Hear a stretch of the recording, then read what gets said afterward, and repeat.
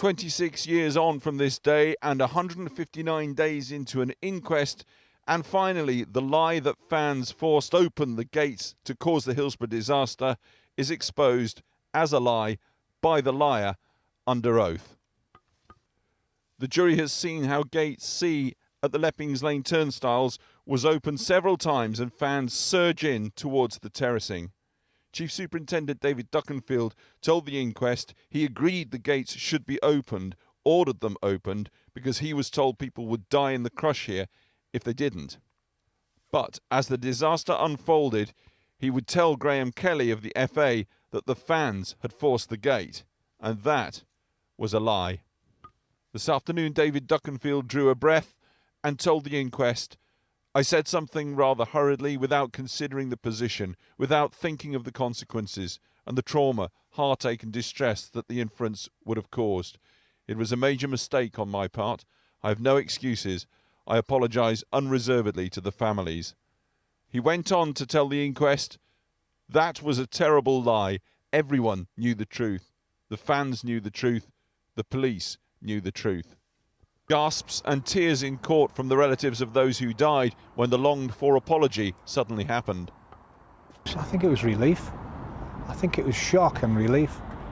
That certainly, from my point of view, it was shock. It just came out. We didn't expect it at all.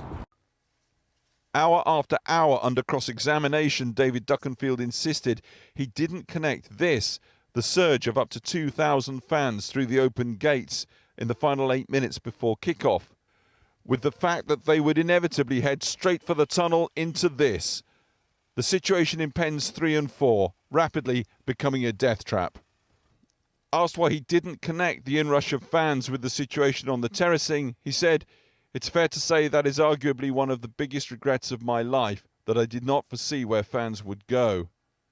And he added, "With my limited ability as a match commander, it was a grave mistake and I apologise profusely." Mr. Duckenfield described to the inquest simply being overcome by the enormity of the situation as it unfolded, the emotion. His mind, he said, went blank. It was in that state of mind that David Duckenfield described graphically to the inquest the increasing state of chaos in the police control room. He called out orders for a major incident for all units across South Yorkshire to converge immediately on the Hillsborough football ground and other instructions. An officer turned to him and shouted, "Please stop it. We haven't even got the first instruction issued yet." Summing up, the coroner's QC, Christina Lambert, listed the mistakes Mr. Duckenfield had made. On each occasion he agreed. It was a mistake to take on the role of match commander given his limited experience. A mistake not to consider using cordons in the streets to control the movement of fans to the ground. A mistake not to control the numbers on the Leppings Lane terrace. A mistake not to take steps to close the tunnel to the terrace. And a mistake not to know the layout of the ground.